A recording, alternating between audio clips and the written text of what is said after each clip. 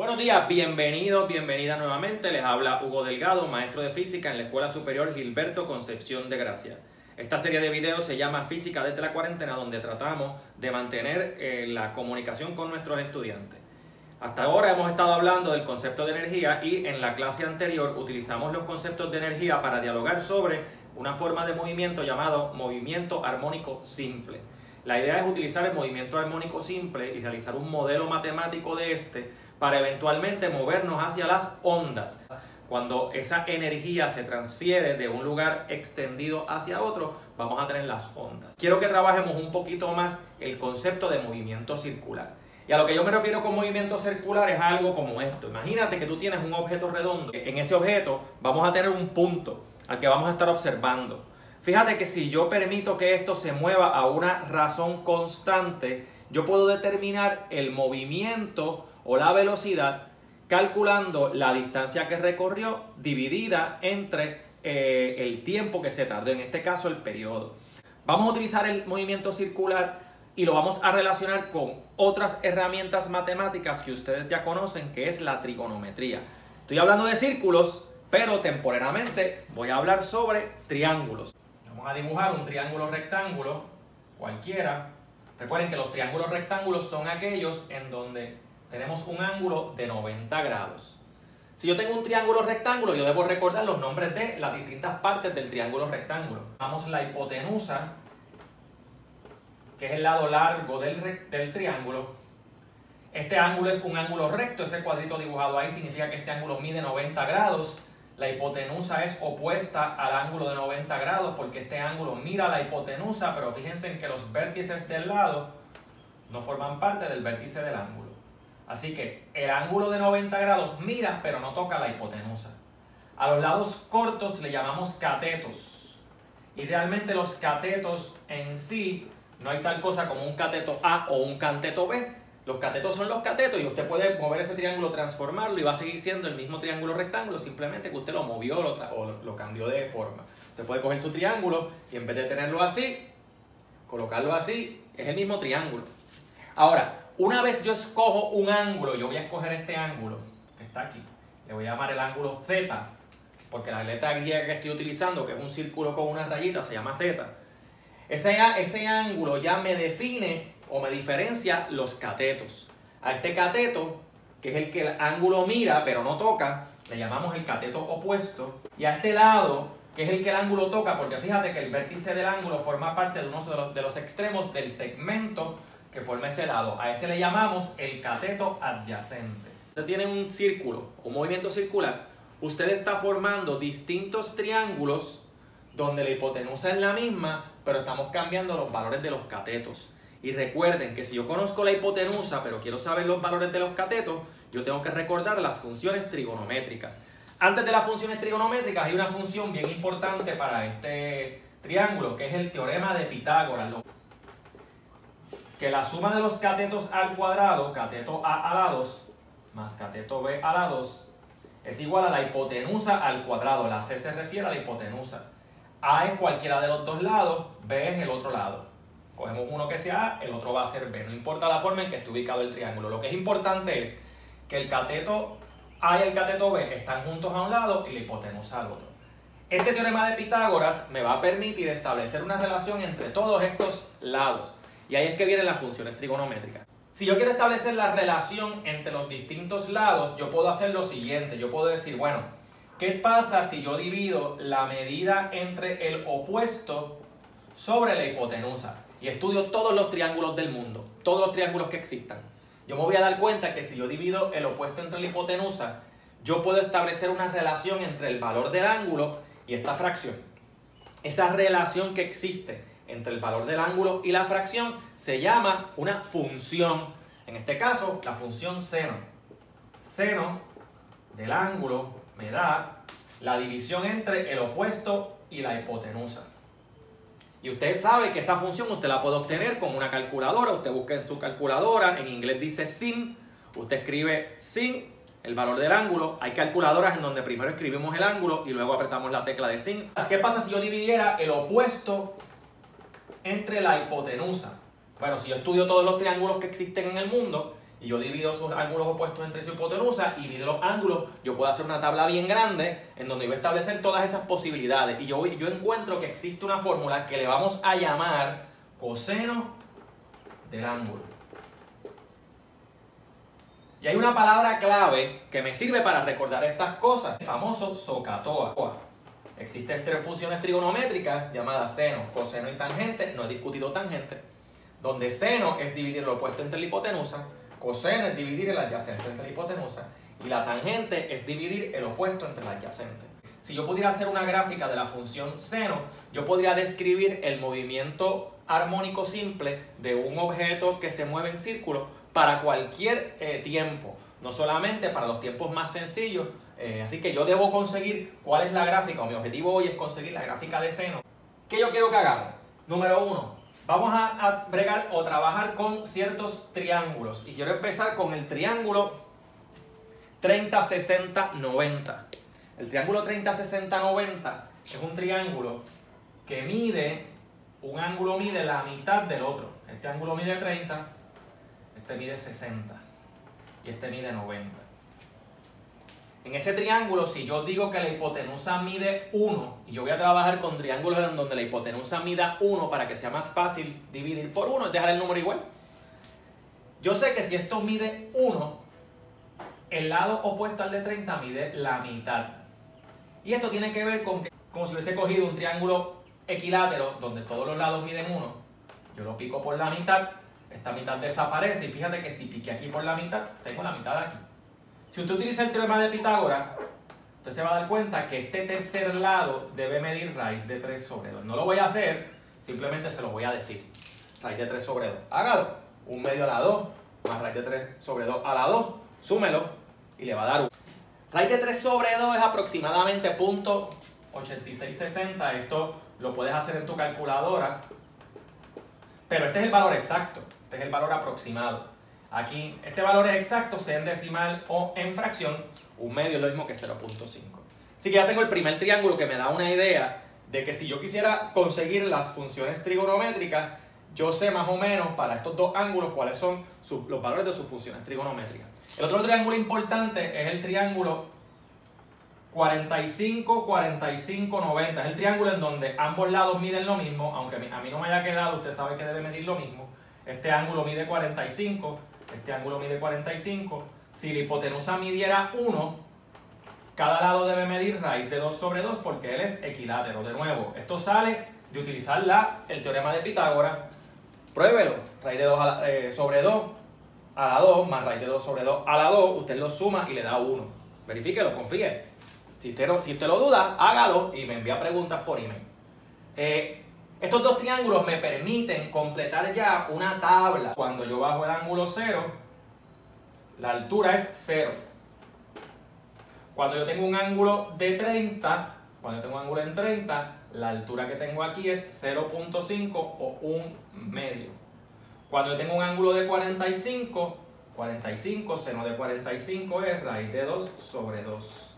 Cuando yo tengo un ángulo de 60, seno es el opuesto, raíz de 3 sobre 2. Y cuando yo tengo un ángulo de 90, si yo tengo un ángulo de 90 grados, fíjate que en ese caso el seno es la altura, toda mi altura, que yo me quedé aquí en lo que se conoce como el cuadrante número 1. El cuadrante número 1 es donde X y Y son positivos. Vamos a ver si podemos entender esto de los cuadrantes y darnos cuenta de que van a ser los mismos valores, pero con distintos signos. Borro de nuevo.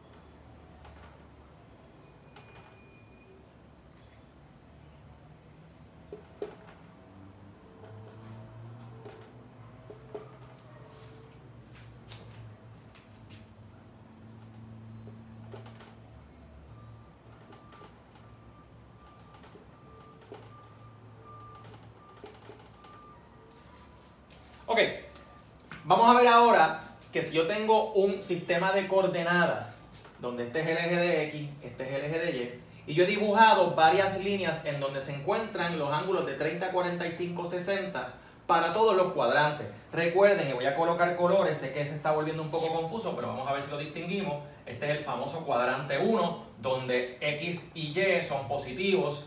Este es el cuadrante 2, donde Y X, Y es positivo, X es negativo. En el cuadrante 3, X y Y ambos son negativos. Y en el cuadrante 4, X es positivo, Y es negativo. Eso me va a ayudar a completar esta tabla. Fíjate que yo ya completé de 0 a 90, que fue lo que hicimos ahorita utilizando los triángulos. Ahora, utilizando este sistema de coordenadas, yo puedo determinar que yo voy a seguir repitiendo estos valores con la diferencia de que lo que me van a cambiar van a ser los signos. Así que yo simplemente voy a reescribir los valores. 0, 1 medio, raíz de 2 sobre 2, raíz de 3 sobre 2. 0, perdón, y después viene, discúlpenme que aquí cometí un error. Yo voy a repetir los valores. 1, 120 es raíz de 120, raíz de 3 sobre 2, raíz de 2 sobre 2, 1 medio, 0. Fíjate que ahora se invierte. 0, 1 medio, 1 medio, raíz de 2 sobre 2, raíz de 3 sobre 2, 1. Y ahora vuelve y se invierte. 1. Raíz de 3 sobre 2, raíz de 2 sobre 2, 1 medio. Y ahora volvemos acá al principio. La diferencia es que en vez de tener estos signos, el seno siempre es el lado opuesto al ángulo. Así que el ángulo, si el ángulo está aquí, el seno, fíjate que siempre va a ser el valor de Y. El valor de Y en el primer cuadrante es positivo. En el tercer cuadrante los valores de Y son todos negativos. Coloco el resultado del seno en el eje de Y y el ángulo en el eje de X. Vamos a ver que eso me da la gráfica de la función trigonométrica. Eso está basado en lo siguiente. Con mi círculo, si usted coloca su círculo aquí, cuando el ángulo es 0, ese puntito se encuentra en el tiempo 0, en la altura 0. Según yo vaya aumentando mi ángulo, yo voy midiendo esta altura. Y esta altura es el resultado de la función. Me muevo a 45, raíz de 2 sobre 2 va a ser la altura. Me muevo a 60, la tengo la altura raíz de 3 sobre 2. Me muevo a 90, tengo la altura 1. Según yo me vaya moviendo, según vaya pasando el tiempo, si yo me muevo a una velocidad angular constante, yo voy a poder ver cómo se desplazó la altura como función de tiempo. He dibujado una gráfica cada 30 grados. Yo estoy imaginándome que en vez de esto ser ángulo solamente, es tiempo. Porque si esto se está moviendo circularmente a una velocidad constante, cada grado que yo me muevo puede pasar un segundo. Pues esa va a ser la velocidad a la que yo me muevo angularmente. Así que en el eje de X nos podemos estar imaginando grados, o también nos podemos imaginar que esto es el tiempo que está pasando. Si me muevo un segundo, cada grado, tardo un segundo en moverme un grado. Así que voy de 0 a 360 en intervalos de 30. Fíjense en que yo no escribí 45 porque 45 no es múltiplo de 30. Usted no vacía estos valores en el eje de Y nunca. Usted establece una escala apropiada para su gráfico. Cuando el seno es 0, yo estoy aquí. Cuando es 30, es un medio, es más o menos a mitad de camino, es aquí. 45 es raíz de 2 sobre 2, que es 86, 60, es como un 80%, es como por aquí. 90 es 1. Si yo sigo dibujando esta gráfica, yo me voy a dar cuenta que la gráfica va a empezar, y voy a establecer lo mismo, 1, un medio, 0.5. La línea o la curva que mejor describe los datos, yo tengo lo que se conoce como la gráfica de la función seno. Matemáticamente eso es lo que tengo ahí más o menos, pero físicamente lo que yo estoy describiendo es, si yo tengo un objeto circular moviéndose a velocidad constante, en qué altura se encuentra en cada momento, en cada segundo, en qué altura se encuentra este punto. Fíjate que esta gráfica me está describiendo el desplazamiento, la altura. ¿Cuál es la altura máxima que yo obtengo? En el momento en que mi ángulo llega a 90 grados. ¿Cuál es la altura más baja que yo tengo? En el momento en que mi ángulo llega a 270 grados, que estoy inclusive por debajo del lugar original. Eso es lo que es movimiento armónico simple. Si nosotros hacemos una gráfica del movimiento de un resorte que va y viene y que no pierde energía, yo voy a ver que yo me voy a alejar al punto máximo, me voy a acercar al punto mínimo y yo voy a mantener una gráfica idéntica a esta. Si el movimiento armónico simple es un buen modelo para describirlo, voy a tener una gráfica similar a la de seno o a la de coseno. Podemos decir que seno y coseno están 90 grados fuera de fase. ¿Se acuerdan del concepto fase? Concepto fase significa que si yo empiezo aquí, coseno, yo voy a desplazarlo 90 grados, o sea, donde está aquí el 90, yo lo voy a poner acá. Esa es la fase. Coseno y seno están fuera de fase 90 grados. La misma gráfica, simplemente desplazada en el eje de X. Lo que estamos viendo aquí es la descripción matemática del movimiento armónico simple. ¿Qué estamos aprendiendo hoy? Que un círculo y triángulos cuya hipotenusa midan todas 1, estamos bregando más o menos con lo mismo. Y yo podría haberlo hecho de la siguiente manera. Yo pude haberlo colocado aquí, el triángulo este de 30, 60, 90, y medir la altura con una regla. Y eso me daba un valor aproximado. Yo puedo hacer esto también de manera aproximada y veríamos exactamente esto lo que les estoy describiendo aquí. Recuerden, el movimiento armónico simple es un modelo que describe aquellas cosas que van y vienen a un ritmo constante. Si podemos hacer un modelo de algo como movimiento armónico simple, podemos aplicar todos los conceptos que hemos aprendido hasta ahora. Frecuencia, periodo, amplitud y hasta si tenemos dos del mismo, fase. Vamos a la pausa. Miren, vamos a hacer un experimento aquí entre nosotros, un experimento sencillo. Quiero ver si podemos determinar el periodo y la frecuencia de un movimiento armónico simple. Ahora, encontré una caja de zapatos Nike de los últimos tenis que yo me compré. Recorté un círculo lo más perfecto posible con una tapa de una olla. Luego, claro, tenía una navaja, luego con la tijera traté de darle uniformidad. Le hice un rotito y tengo un taladro. Yo voy a tratar, y se me hace bien difícil de hacerlo de esta manera, de poder medir el tiempo que tarda y luego determinar la frecuencia. No es fácil porque yo no puedo mantener constante la velocidad, por más que yo trate aquí de cambiar los settings. Yo tengo que aguantar el potenciómetro, lo tengo que aguantar a una velocidad bajita para que sea algo que podamos hacer. Fíjense que estoy en 0 grados. Yo voy a completar el ciclo cuando llegue aquí. Puedo medir el tiempo que tardo en completar el ciclo si es lento, pero si es muy rápido, yo cuento los ciclos que hago en un minuto. Algo similar a cuando medimos el pulso. O sea, tú dices, bueno, dejas el tiempo correr y cuentas cuántos ciclos completaste. 1, 2, 3, 4, 5, 6, 7, 8. Y cuando llegan los 60 segundos, para los 60 segundos, no tienes que parar. Cuando lleguen los 60 segundos, paras de contar.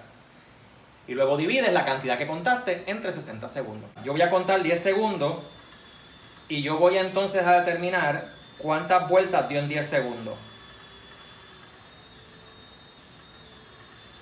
1, 2, 3, 4, 5, 6, 6.5 vueltas. Así que yo tengo 6.5 vueltas,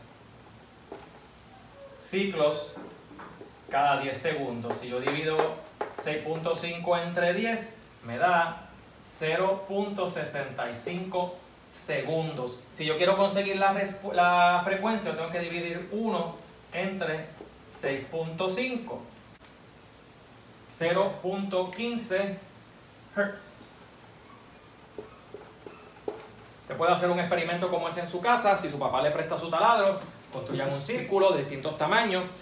Fíjense que en este caso la pregunta que yo le hago a ustedes, la amplitud, ¿cuál sería? Es cuando estamos acá arriba. Ese es el punto más alto, ese es el radio. Así que el radio es la amplitud. ¿Cuál me da la amplitud? Pues la respuesta es el radio.